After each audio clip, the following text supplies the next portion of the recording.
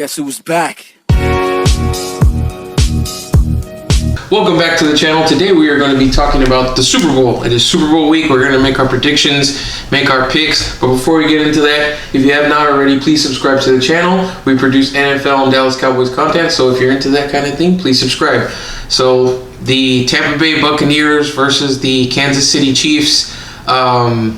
Technically a home game for Tampa, but I mean, how many Tampa Bay fans are actually going to get in there? I mean, it's like a $10,000 plus ticket. But I mean, it's pretty cool for a team to actually play in their own home stadium. Yeah, I feel like that's something nobody's really like talking about. They're not. Yeah, it's like a side note, but I guess it is the fact that it's not gonna be like a typical Tampa Bay game. It's gonna be, there's gonna be fans from all 32 teams at this game. But I imagine there's things that go into leading up to the week that probably make that a huge advantage. Honestly. Yeah, comfortability factor. Yeah.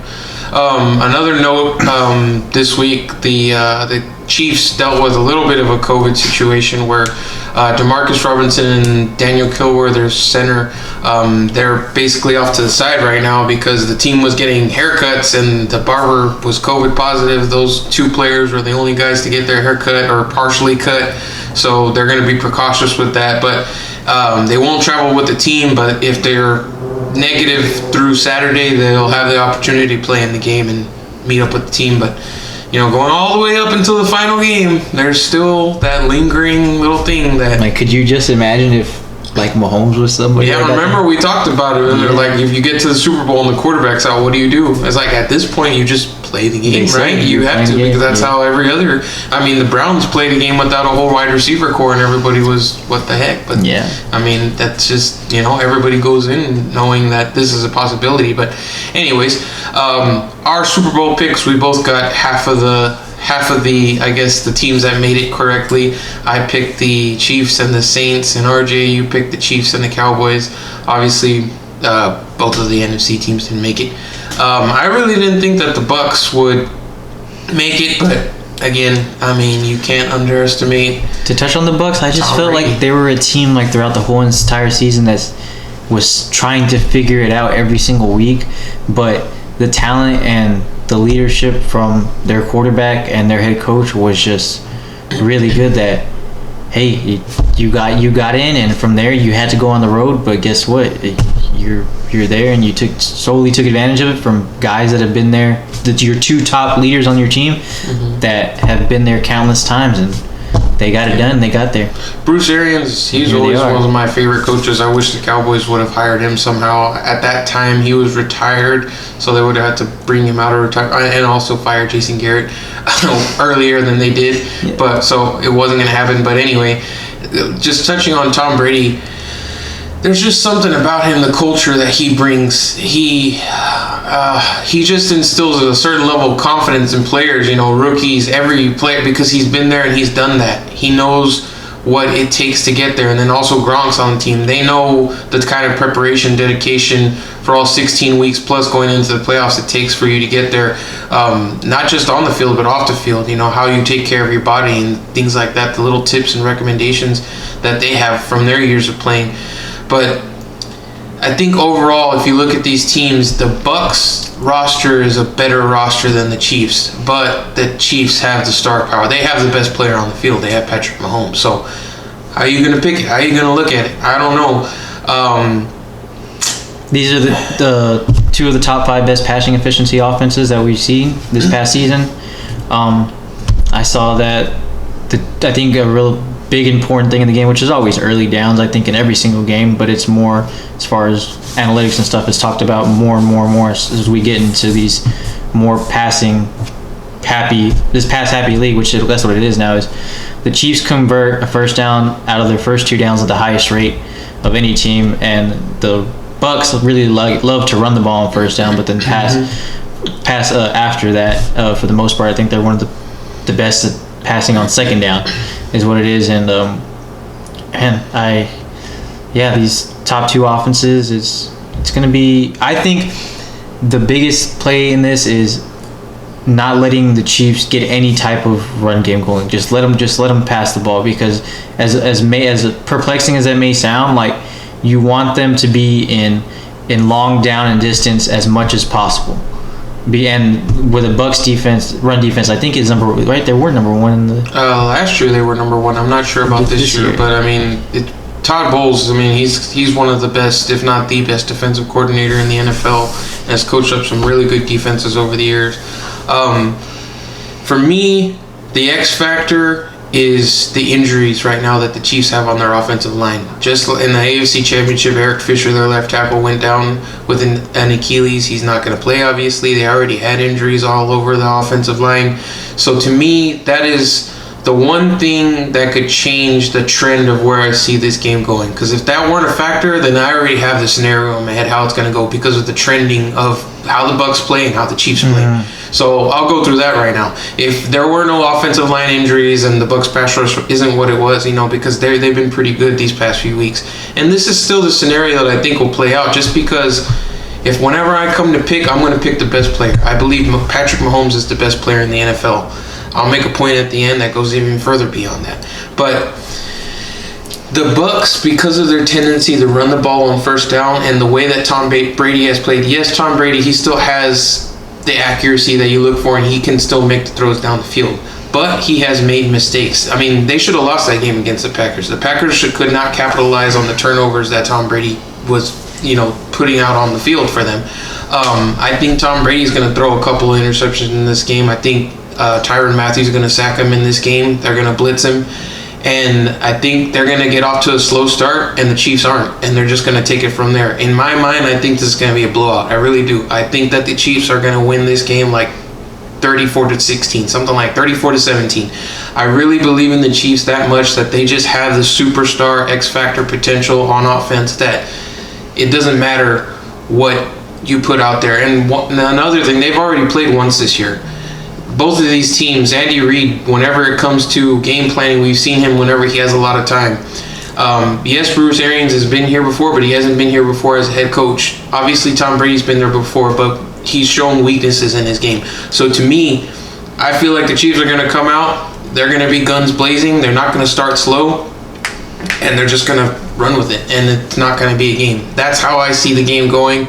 But if the offensive line is as bad as it plays, as hard as it looks on paper, then hey, maybe they're making Mahomes run for his life, and it's kind of similar to what the 49ers were doing in the last Super Bowl. Yeah, I think with the offensive line problems and stuff that the Chiefs will want to get a steady run game going, and like I said, for the Bucs to keep the Chiefs out of basically situations where you can call any play call, that can't happen. And then from there, I feel like it's the pressure's on from JPP, Barrett, all those guys up in the front, and then the speed from the linebackers that the Bucs have. I think that'll play a factor in it. I see it being a close game. I won't pick my winner yet, but I see it going differently, and I feel like the pass rush will be able to get there from the Bucs consistently throughout the entire game. On the other side of that, Spagnuolo, I feel like, is a really good defensive play caller. He gives young quarterbacks fits, as we saw with Josh Allen. Tom Brady is a guy that's been around the league forever, pretty much seen everything, but Spagnuolo is a guy that obviously has his number from the first 2 times they played with the Giants. Yes, in the Super Bowl, right? So that's another thing too. I feel like the Chiefs' defensive backs, they do hold, but they know how to hold. And it'll be interesting based off of what happened in the NFC Championship game, how this game is being called early, because if they're being nitpicky with it and being very ticky-tacky as far as the calls, calling little things, then I feel like this could be really good for the Bucs. And I want to say that the Bucs were the number one beneficiary of defensive pass interference calls this year. I really don't want flags to be a factor in this. But I don't see that being a lie, because you look at the size of Godwin and Evans and those guys, and I think the X factors would honestly be what did they do with Tyreek? Because when they left him man on man, they burned him. I think they only ran man like 9 times or something when they played him last time, which Tyreek but that was enough for Tyreek to burn him for 222 yards.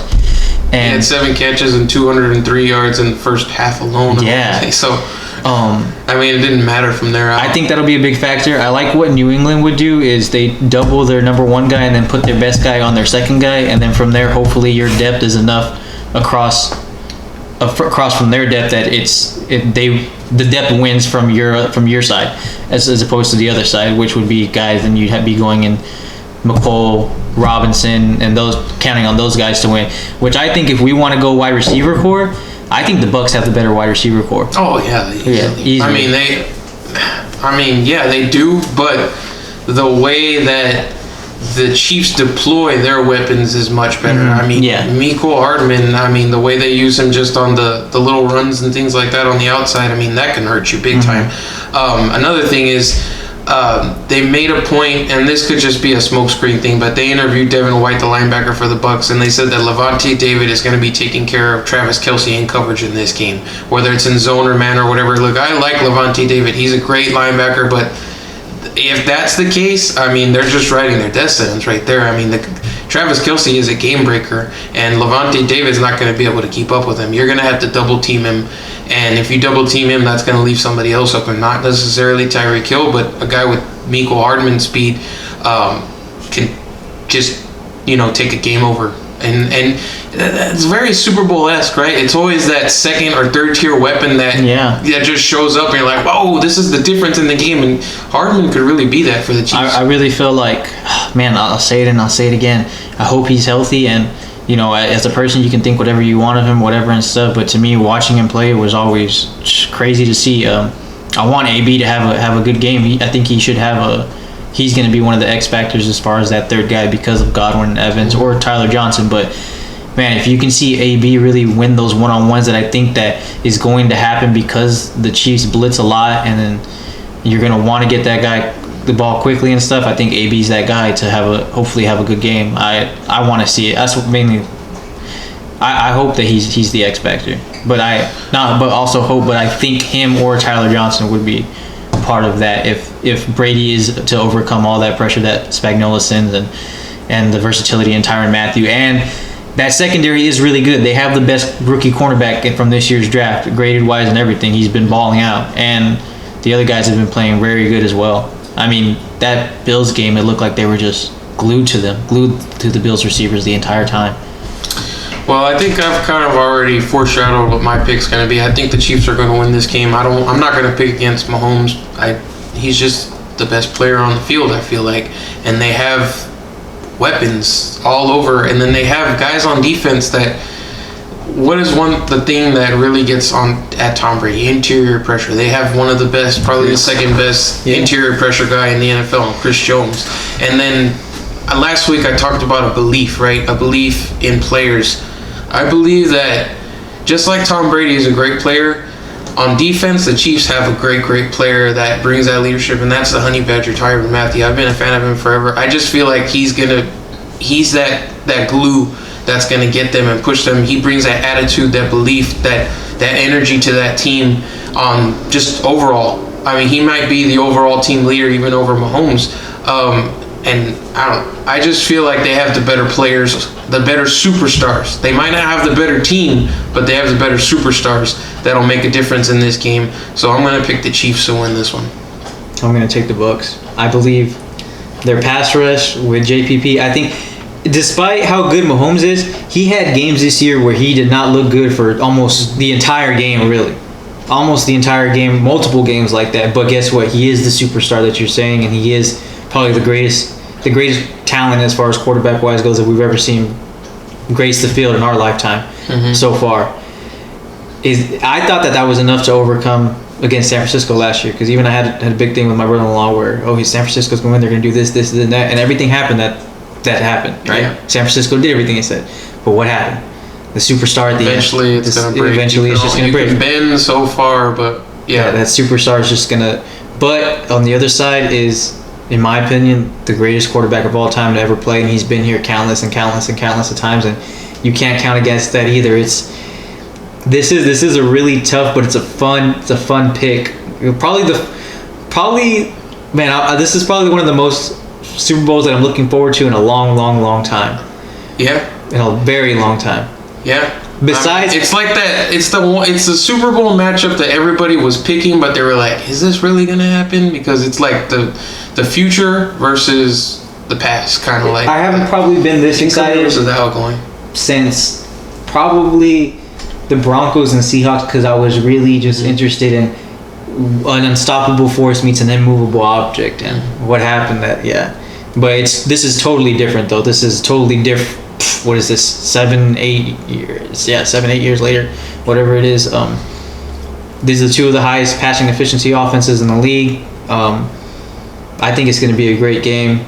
I think Mahomes is going to face adversity, the toughest game he's probably had of his career, with offensive line and the pressure that this Bucs defense has been sending throughout this whole entire playoffs. Do I think they'll get blown out? Absolutely not. But I think it'll be a close game all the way up to the end and back and forth. And as long as, like you said, as long as Tom doesn't make those crucial mistakes and stuff, I'd really like Evans to have a really big game. He's a Texas boy, but I'd have to go with something like 37-31, somewhere around there. Definitely in the 30s. You said something that I'm glad you said, because it ties into my final point. You said the greatest quarterback of all time. Now, we've talked, the way I interpret whatever quarterback is different than the majority of people, because a majority of people would agree that Tom Brady is the greatest of all time. I'll give that to him right now. But to me, if you track and you look at the way this season progressed, but just overall the way his career has progressed and the situations he's been in through the Super Bowls and all that, he's had greatness around him. Yes, he's been great in moments, but man, just look at the Falcons Super Bowl. That catch that Edelman made, like, come on, man. That was an even less likely catch than the helmet catch that everybody talks about that beat him in the Super Bowl. And an even more impressive catch.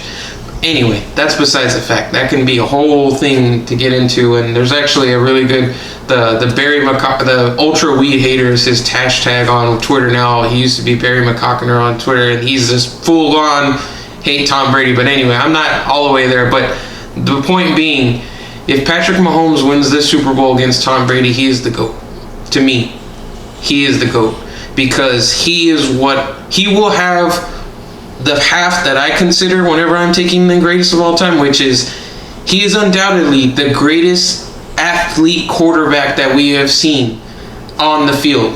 What he does, what he's able to do, I mean, there's no comparison, right? From what you see, what he's able to do versus what a Tom Brady does, right? Athletically gifted, the throws and everything. He's got that. Then, if you look at the achievements, right? He'll win back-to-back Super Bowls. Should have been 3-time if you really look at it, because Tom Brady again got bailed out on an offsides call in the AFC Championship. Could have been 3 in a row, but he's going to beat the GOAT, Tom Brady, in this Super Bowl, and he's only in his, 4th season. He's in his 4th season only. He's 25 years old. Yeah. And he's carrying his team, whereas Tom Brady early in his career, those Super Bowls, he was being carried by a really good defense and obviously a really good coach. But I will argue that through that middle and the later half of his career, when I really go back and look at it, like, when I see the team that Tom is on, like, I'm like, damn, I'm happy he finally got to that, because, I mean, these guys really weren't shit on the outside. Like, guys like Hogan, and I'll give you that, yes, yeah. But there's just an element of chance and luck that, I mean, there's plays in those games. It's not talent. Yeah. It's just, what the hell? It's like a flip of a coin, and it always seems to go his way. That's why I just look. Hey, but like they say, sometimes you make your own luck. Maybe, but look, I get it. He just started his career. Tom Brady is on obviously the back half of his career. And if he wins the Super Bowl, well, then my argument goes to shit, right? I mean, obviously, because they probably won't ever meet up again. Yeah, it's undoubtedly. There's no way you could catch him. But I'm just speaking in the fact that you beat the guy at the end of his career whenever, he's already been crowned as the greatest of all time. You're just starting your career. And what you put on the field athletically and what you're able to do is just like we've never seen before, basically. Yeah. And I don't know. That's just how I look at it. But again, it could go to crap if the Bucs win, or if they win in resounding fashion, and maybe Tom Brady doesn't come out and half lay an egg because I feel like he's been doing that in games, but it's a good team. He picked where he wanted to go. I mean, obviously there was talent there, and they acquired a lot more even, and he's able to elevate that. But I mean, man, yeah, it's gonna be a good one. It's gonna be a really good game. I hope it's a good game. I know I said it could be a blowout. I hope it's not a blowout. I hope it's a good game. Competitive to the end, like RJ said. But I will say how the game's going to be called at the beginning, as far as the secondary wise goes and the receiver matchups, that's going to be huge. The other thing though is just depending on how it's called, is who out of which wide receiver group and how from the Bucs towards the Chiefs defensive side, who's going to come out of there that's going to really help Tom and win those one-on-ones. And then on the other side of things is how are the Bucs defense going to play Tyreek this time, and if they're even going to even bother leaving him on an island at times, because like they barely did it against them the first game, and they fucking just torched them. Yeah. Well, I think that pretty much wraps it up. We appreciate you watching. Like I said before, if you have not already, subscribe to the channel, like the video, leave a comment with your thoughts on this Super Bowl. Very excited to watch it, but we appreciate you watching, and we will see you next time. Yo, I ain't here for the money, I ain't here for the fame. Though it might be nice to own a jet plane, I'ma do it all for you. Come along and see it's true, but the world is pretty cold. You might need a sweater too. I'ma put a ride on ya.